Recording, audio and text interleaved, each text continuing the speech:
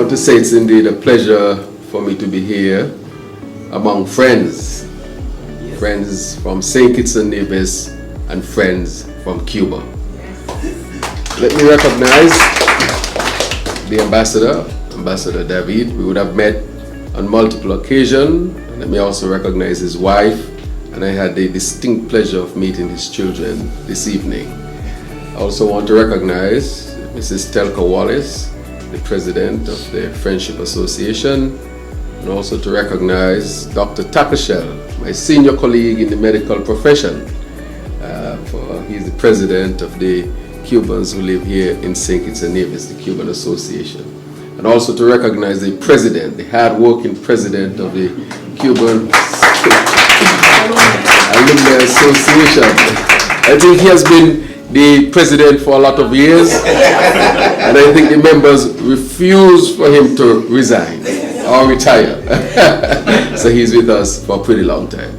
As I stand here tonight, I want to say that it is indeed a pleasure for me to have had the opportunity to really demonstrate that Cuban graduates can be among our people and can achieve whatever we wish to achieve.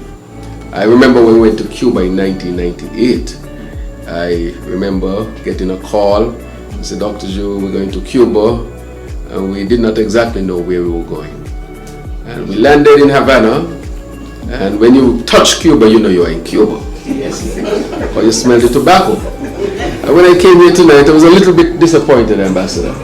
And I mentioned it to the company Algie, Dr. Algie. I said, the place looks good, well organized, but there is no Cuban cigar smell. And I remember we had that, and I remember us taking a bus from Havana all the way to Santa Clara, Via Clara. I remember we had one friend, Nabu Wanchuk, from Bhutan, who was with us. And so we got there in Cuba, and there were some other students who were there. And when we got there, we were like in a strange place, strange land, strange language, customs and everything. And it was distinct and different to what we were accustomed to here. But it was interesting that the persons who came last, who did not want to go to Cuba at that time, Dr. Archibald and Dr. Wilson, when we graduated, they were the last to return. So that is to say that Cuba grew, and all of us, in many different ways. Even though we were in a different culture, we appreciated the Cuban culture for what it offered to us. The music, the scent, the sound, the baseball, you know. The house concrete. House concrete, the carnival, you know, the cafe, you know, just being in Cuba and having the opportunity to learn a new language. And the opportunity really to become professionals and to have the opportunity to become medical doctors, engineers, and the whole plethora of professions that we were able to pursue as nationals of St. Kitts and Nevis in Cuba. And so I want to say thanks to Cuba for affording that opportunity to move all of us in our country. And so we returned home, and we continue to return home, and we continue to go to Cuba to become professionals.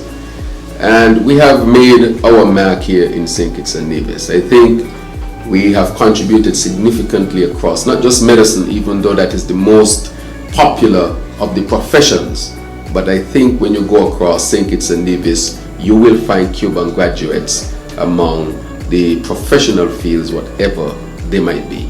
And that is to show that Cuba is very serious about education. And I want to say also to Cuba that we look forward to continuing our relationship. And to the Cuban doctors who journey from Cuba who are here, and the Cuban nurses who journey, and those in the other aspects of the medical field, I want to welcome you and really to say thank you for your contribution to our country. During the COVID, I remember when we were short on nurses, Cuba sent nurses and other professionals to really help with that situation. And for that, I also want to say thank you for what you have contributed with respect to that. Put your hands together again. But I want to say to our Cuban graduates and the students that I journeyed with, and I see many of you here, I think we had a good class of 98. We still continue to say it was the best class of 98. But I agree that other classes were very good.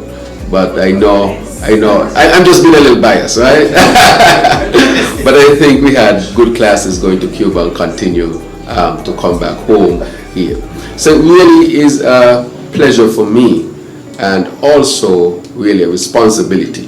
For I think what we learned in Cuba is that education is not given for selfish reasons, but is given really for us to serve our people and serve humanity. And so those type of principles do not only apply to medicine, but I think they apply to life and to politics. And so my type of politics is driven by that. How can we use the powers of the government really to make people's lives better, to advance our country, and to help us be among those who are considered the best on the earth. And so I want to thank Cuba for inculcating in us the principles of service and selfless service to humanity and humankind. And those will stick with me as I pledge really to help to advance this country with the help of all of our citizens, but not only here in St. Kitts and Nevis, but throughout our region. So we are also your regional partners moving the Caribbean people forward. So I want to say that as I wrap up tonight, that I look forward to having a good time interacting, socializing, getting to know all of us much better, and to say again, Viva Cuba! Viva!